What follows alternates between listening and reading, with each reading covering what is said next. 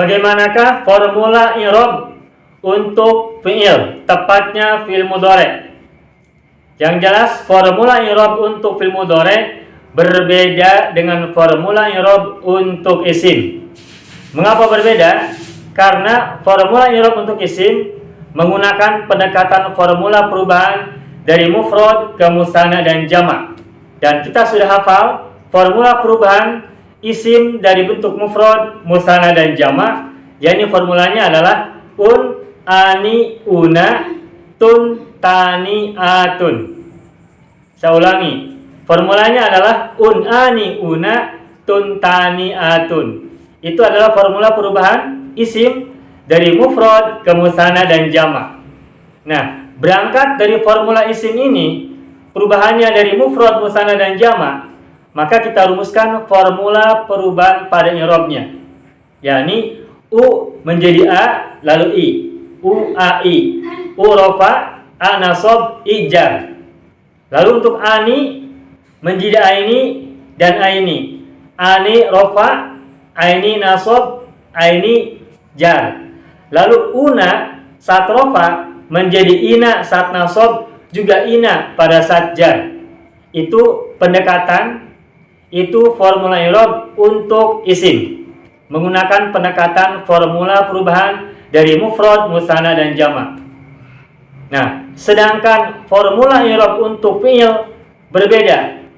Mengapa berbeda? Karena untuk fi'il mudhari' pendekatannya tidak menggunakan pendekatan mufrad, musanna dan jamak, melainkan menggunakan pendekatan dhamir. Mengapa menggunakan pendekatan dhamir? Karena setiap fi'il mudhari' beda dhamir, beda fi'il mudhari'nya. Contoh, kalau anta dhamirnya, misalkan kata ya ta'allamu, ta'allama, ya ta'allamu, ta'allama fil madhi, ya ta'allamu fil mudhari'. Nah, ketika kata ya ta'allamu diubah ke dhamir anta, maka menjadi ta ta'allamu. Huruf belakangnya mu dhammah. Itu dhamirnya anta. Tapi pada saat ta ta'allamu diubah dhamirnya ke anti, maka perhatikan perubahannya. Bukan dengan menambahkan ta marbutah di ujung kata ta ta'allamu menjadi ta ta'allamatu, tidak. Tetapi perubahan dari dhamir anta ke dhamir anti, kata ta ta'allamu menjadi ta ta'allamina. Ujungnya ada ina, ya dan nun.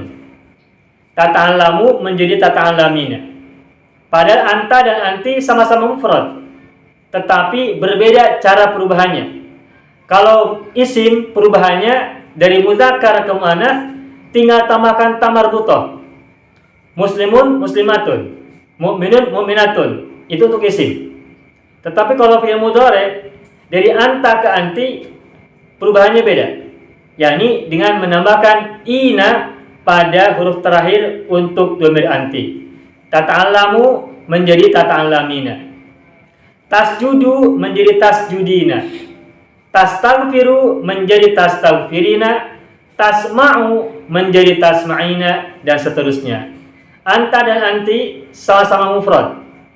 Nah, tetapi huruf terakhirnya berbeda. Kalau anta u, tata'allamu, tasjudu, tasma'u. Kalau anti ina, tasma'ina, tasjudina, tastaghfirina, dan lain-lain. Karena dhamirnya berbeda, maka fi'il mudhari'nya juga berbeda. Dan karena fi'il mudhari'nya berbeda, maka formula i'rabnya juga berbeda. Rumusannya berbeda dari isim, dan juga rumusan perubahan antara satu dhamir dengan dhamir yang lain juga ada perbedaan. Nah, untuk menjelaskan tentang formula i'rab untuk fi'il mudhari', kita akan bagi menjadi 3 kelompok dhamir. Saya ulangi, formula i'rab untuk fi'il mudhari' kita bagi menjadi 3 kelompok.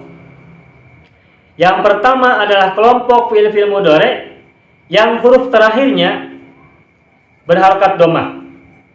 Dan itu dhamirnya terdiri dari 5 macam dhamir. Fi'il mudhari' yang huruf terakhirnya dhammah, tasjudu, tasma'u, tastaghfiru, huruf terakhirnya dhammah.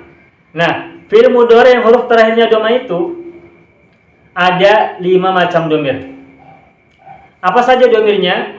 domirnya adalah ana, anta, huwa, hiya, dan nahnu.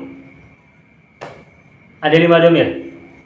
Ada 5 domir yang fil mudhari'nya huruf terakhirnya berharokat dhamma. 5 domir itu adalah ana, anta, huwa. Ana, anta, huwa. Udah 3. Terus nahnu, baik 2 orang maupun banyak, nahnu. Domirnya nahnu berarti 1 domirnya, cuma nahnunya bisa dipakai untuk musanna atau jamak. Ini udah 4. Ana, anta, huwa 3, nahnu 4. Yang terakhir adalah hiya. Nah, 5 domir ini ketika fil mudhari' huruf terakhirnya berharokat dhamma. Kita tuliskan. Baik, saya tuliskan domirnya. Ya, ini yang pertama adalah ana. Lalu berikutnya adalah anta. Lalu hiya. Nah, hiya ini sama anta kita dekatkan karena fil mudhari' untuk domir anta dan hiya sama persis, tidak ada yang berbeda sedikit pun. Makanya kita tuliskan berdekatan. Lalu yang keempat adalah huwa. Huwa artinya dia untuk laki-laki, kalau hiya dia untuk perempuan.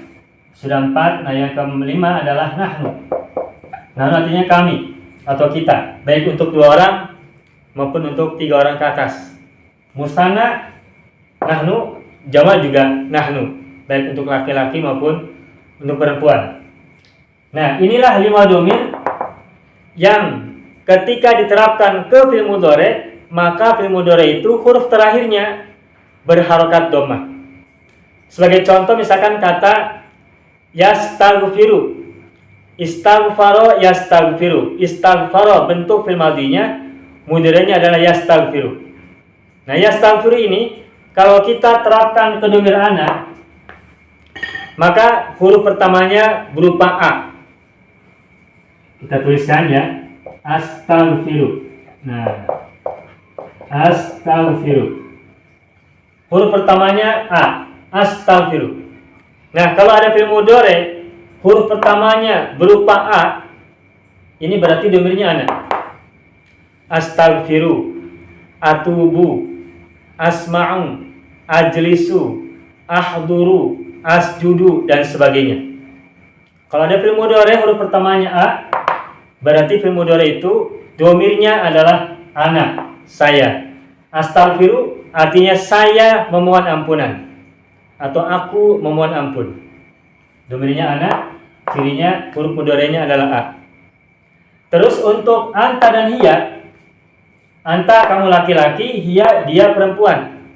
Nah, ketahuilah meskipun anta dan hiya ini beda jenis kelamin, anta laki-laki, hiya perempuan, tetapi ketika 2 domir ini diterapkan ke fil mudhari', fil mudhari'nya sama persis, tidak satu pun ada perbedaan, tidak sedikit pun ada perbedaan. Bagaimana cara membuat mudhari'nya? Bagaimana cara membuat mudhari' untuk domir anta dan hiya? Sama dengan astaghfiru, hanya berbeda pada huruf yang pertama. Kalau astaghfiru huruf pertamanya pakai a. Kalau anta dan hiya huruf pertamanya menggunakan ta. Yang lain-lainnya sama. Jadi huruf a diganti sama ta menjadi tastaghfiru. Tastaghfiru. Nah, silakan lihat. Tastaghfiru ini digunakan untuk domir anta dan juga untuk hiya.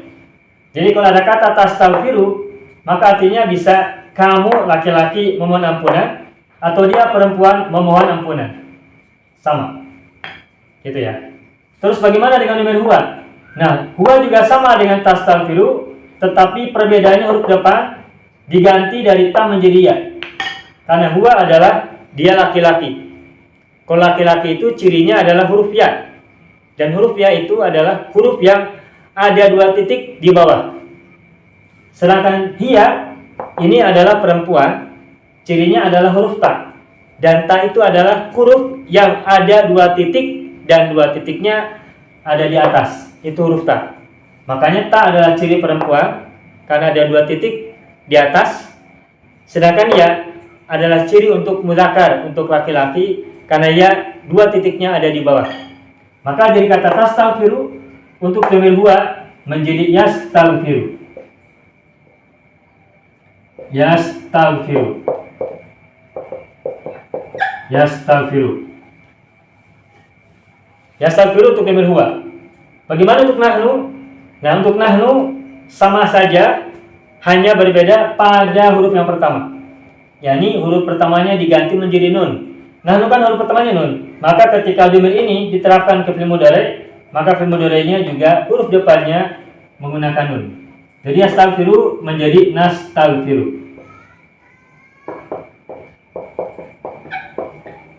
Nah, lihat. Astaghfiru, tastaghfiru, yastaghfiru, nastaghfiru. Ini fi'il mudhari'nya ada 4. Tetapi sesungguhnya meskipun fi'il mudhari'nya ada 4, ini mewakili 5 dhamir. Kenapa? Karena ada satu fi'il mudhari' yang dipakai oleh 2 dhamir. yakni dhamir anta dan hiya sama-sama menggunakan tastaghfiru. Sama-sama huruf depannya menggunakan ta. Nah, perhatikan 4 fi'il mudhari' ini huruf terakhirnya sama-sama dhammah. Ru. Astaghfiru, tastaghfiru, yastaghfiru, dan nastaghfiru. Huruf belakangnya sama-sama dhammah. Nah, kemarin sudah kita pelajari bahwa ciri i'rab rafa untuk fi'il mudhari' huruf belakangnya, huruf terakhirnya adalah dhammah. Nah, berarti kata astaghfiru, tastaghfiru, yastaghfiru, dan nastaghfiru ini adalah i'rabnya i'rab rafa.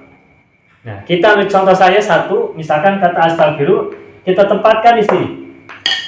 Oke, lihat. Ciri rafanya huruf terakhirnya adalah dhammah, sedangkan nasab cirinya adalah fathah huruf terakhirnya, dan ciri jazm huruf terakhirnya adalah sukun.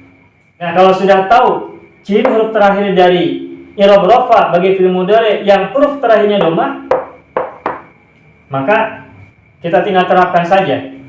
Kalau rafa menjadi u, nasab menjadi a, dan jazm menjadi sukun. Nah, kita ambil contoh, misalkan kata astaghfiru kita terapkan ke sini. Astaghfiru. Astaghfiru.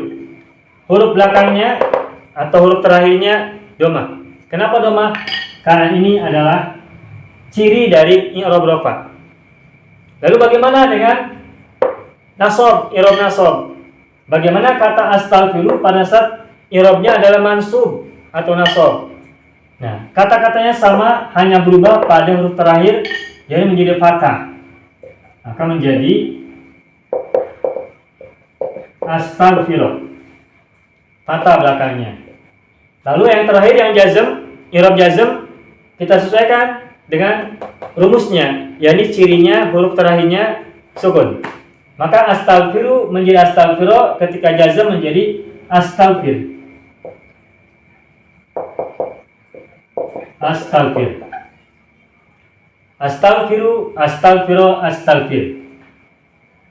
Nah, ciri i'rab rafa untuk fi'il mudhari yang huruf terakhirnya ru, yakni yang diwakili oleh 5 dhamir ini, maka pada saat rafa dhammah, pada saat nasab fathah, pada saat jazm sukun huruf terakhirnya. Ini untuk dhamir ana, astaghfiru. Bagaimana untuk dhamir yang lainnya? Anta, hiya, huwa, dan nahnu. Sama saja, pokoknya asal huruf terakhirnya dhammah, maka ketika diterapkan ke i'rab rafa, nasab, dan jazm, ya ikutin aja rumus ini. U, a, dan e sukun.